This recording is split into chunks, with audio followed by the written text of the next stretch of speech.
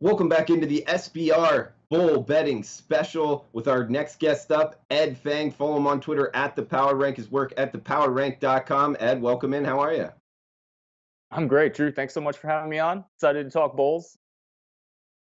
Absolutely. Good having you on. We got the next game up, the Independence Bowl from Shreveport, Louisiana, December 27th, 1:30 Eastern kick on ESPN. This featuring Temple versus Duke. Temple laying 3.5, 54 being the total.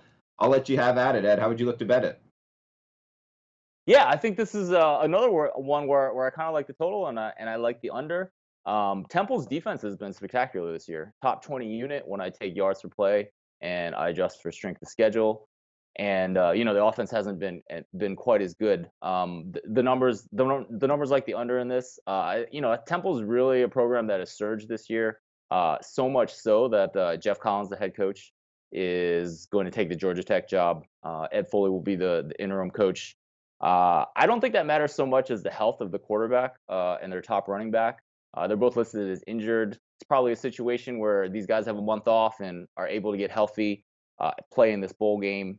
But even with the full season numbers with the starting quarterback and the running back, the numbers do like under 54 in this game.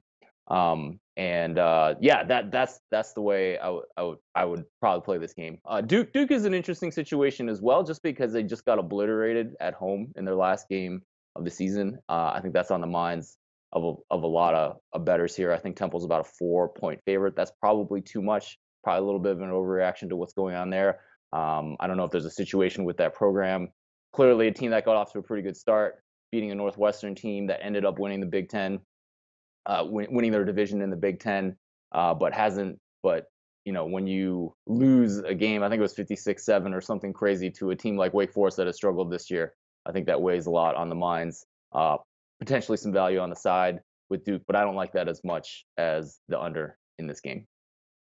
Yeah, Temple was an interesting team all year long, really, for me, Ed.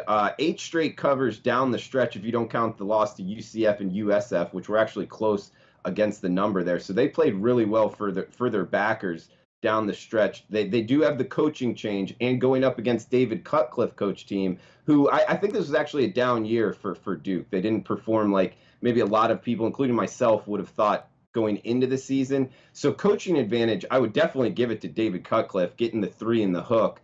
However, I think just Temple, mainly their passing game here, makes me look towards Temple. So I'm kind of perplexed here on who to take. As far as the side goes, Ed, which way would you lean? Yeah, I mean, I think I would lean towards Duke just because I feel like if Temple's a 4-point favorite in this game, I think there's just a little bit of an overreaction to that last result against Wake Forest. My number, I mean, I can tell you what my number is. I have Duke as a 1-point favorite in this game, and that sounds about right to me. Okay. I think Temple kind of was a below average FBS team. They've had a great season. We're going to bump them up to a little bit above FBS average. Duke is just kind of a classic uh, FBS average team, a kind of team that can, maybe win 4 games one season and 8 or 9 the next. And I forget which year it was. It may have been 2 or 3 years ago, but they were really hot and had won a bunch of games, and then they fell off because they're Duke and they're about an FBS average team. They're about an FBS average program, and I think it's important to keep that in mind. Especially after a big loss to a bad team in Wake Forest.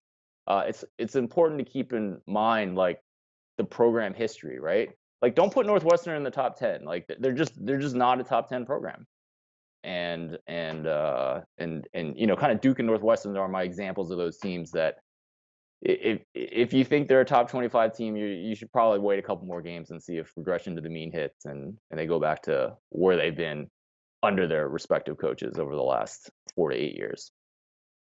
And Ed, did you and by the way, guys, Ed has his PhD from Stanford, one of the smartest guys in the business as well. But did you bring up Northwestern and Duke just because of the academics, or just where they fall as far as I guess their history of their program ranking? I think it's more history of their program, but I don't know. Maybe that's related to the academics. I don't know if it's correlation or causation or what. But I mean, Northwestern is kind of that classic team that's bounced between 4 and 10 wins, right? And they don't, when I Mhm. look at the numbers, it's not like they're when so the core of what I do is as I look at statistics like margin of victory and yards per play, and I adjust for strengths of schedule. And when I do that, like I always see Northwestern somewhere between 30 and maybe 55. And that I don't think that's changed. I mean, they've trended upwards slightly over the last 4 years. But when they win 10 games, like they're probably not going to win 10 games the next season. It's just kind of your classic predicting by regression to the mean that they're going to fall back to where their program has been. Sure, I'm making a lot of enemies right here talking about these two programs, but I mean, that's just. But Drew, next time I'm going to come up with a less academically focused school that has that same trend, and we'll see. I'm sure there's a program that's like that, and I'm just happen to be picking on Duke and Northwestern. All right, makes a lot of sense, Ed. And if you had to pick a side or a total, you like the under here, Temple and Duke as your strongest play? Yeah, absolutely. I think my number had it at about 51, and I think I like that more than the side. All right, great stuff from Ed. Follow him on Twitter at the Power Rank, his work at thepowerrank.com. We'll be right back with our next bowl, the Pinstripe Bowl. Hey guys, thanks for tuning in to our channel. Now, we've put a lot of work into producing all these free videos, so please help us out and keep all our content free for you forever by simply liking, sharing, commenting, and subscribing.